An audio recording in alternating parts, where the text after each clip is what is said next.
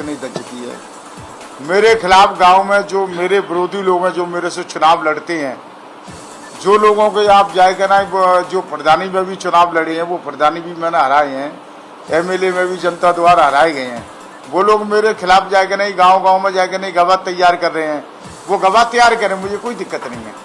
मेरे खिलाफ वो गवाही दे, मुझे वो भी कोई दिक्कत नहीं, पर उनकी क्वांटिटी निकाली जाए कि ये क्यों बाड़ी के अंदर आए और क्या इनका विद्युत भवन में काम था, कोई बिजली के बिल में कुछ संशोधन कराने के लिए आए क्या, और आपको बिजली घर में क्या काम था, किस काम से लिए आए थे, और उनकी मोबाइल की क्वांटिटी निकाली जाए। बाद इनकी जो घटना हुई है वो उनकी क्वांटिटी निकाली जाए।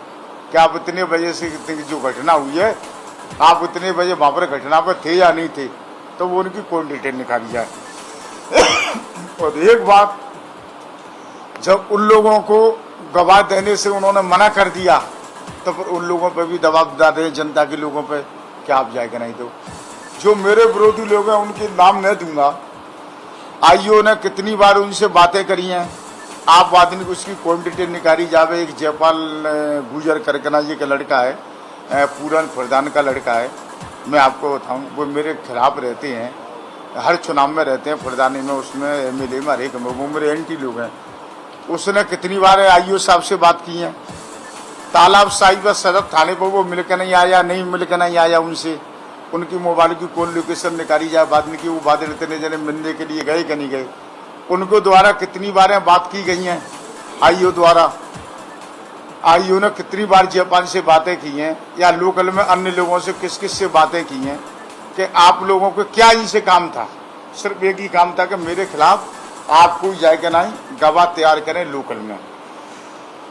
जब घटना के पूर्ण होश में थे, 24 घंटे भी हॉस्पिटल में नहीं रहा एजन 24 घंटे भी हॉस्पिटल में भर्ती नहीं रहा है, ना धौलपुर रहा ना आगरा रहा, तो आपने नमस्कार भाइयों, आज मैंने एक वीडियो देखा जो बाड़ी विधायक गिरिराज सिंह द्वारा बनाया गया है, जिसमें गिरिराज सिंह ये कह रहे हैं कि ये लोग मेरे से प्रधानी में चुनाव में हारे हैं, जबकि मैं इनको ये बता देना चाहता हूं कि न तो हम प्रधानी का चुनाव लड़े और न इनसे हम हारे। ये हमारी गवाही से बचने के लिए ये बिल्कुल सफेद झूठ बोल रहे हैं कि चुनावी रंजिश होने के कारण ये गवाही दे रहे हैं, ऐसा ये दर्शाना चाहते हैं। इनकी पूरी जो बात है पब्लिक के सामने आ चुकी है, पुलिस को पूरी मालूमात है। इनके खिलाफ 14 मुकदमे, दर्जन से ज्यादा मुकदमे गंभीर धाराओं में विचाराधीन रहे हैं, अलग अलग थानों में जिले में ये बंद रहे हैं। इनका पूरा चरित्र पुलिस के पास है, पब्लिक में वो उजागर हो चुका है। ये कहते हैं कि ये बाड़ी क्यों गए, तो बाड़ी हमारा घर है, हमारा पेट्रोल पंप है, हमारी जमीन है, बाड़ी हम रहते हैं। हम गए कहाँ से, हम तो बाड़ी में रहते ही हैं। हमने सारा चित्र देखा है, पुलिस ने जो गवाही मांगी है वो हमने दी है, और जो मांगेगी उसको हम उपलब्ध करा देंगे। इनका चरित्र पूरी तरह से उजागर हो चुका है। अब कहीं कुछ कह रहे हैं, कहीं कुछ कह रहे हैं।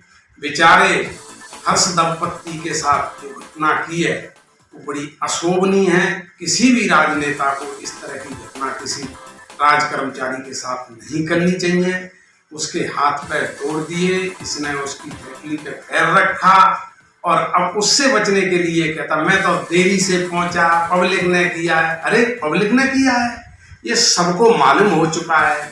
ये जगह जगह झूठे ज्ञापन दिला रहा है, कहीं सरपंचों से, कहीं नगर पालिका से, उससे कुछ नहीं होने वाला है। अब जो बात है वो सही आती रहेगी। तुमने कई लोगों को अपने टाइम में, केसर सिंह एसपी के टाइम में कई लोगों से झूठे केस लगवाए हैं और उनको फंसवाया है। वो सारी चीज इकट्ठी हो चुकी हैं। भगवान न्याय कर रहा है, हर्ष दंपत्ति को न्याय मिलेगा और इनको भीतर जाना ही पड़ेगा। अब ये दोष आरोपण चाहे डीजीपी साहब पर रखें, एसपी साहब पर रखें और किसी पर रखें, अपने कर्म को क्यों नहीं उजागर कर रहे। अगर इनको इतना ही वो है तो क्यों इतने ज्ञापन वगैरह दिला रहे हैं। ये तो चुपचाप पूरी बात को बताएं, पुलिस को सहयोग करें। तो मैं इस कृत्य की बहुत भर्त्सना करता हूं।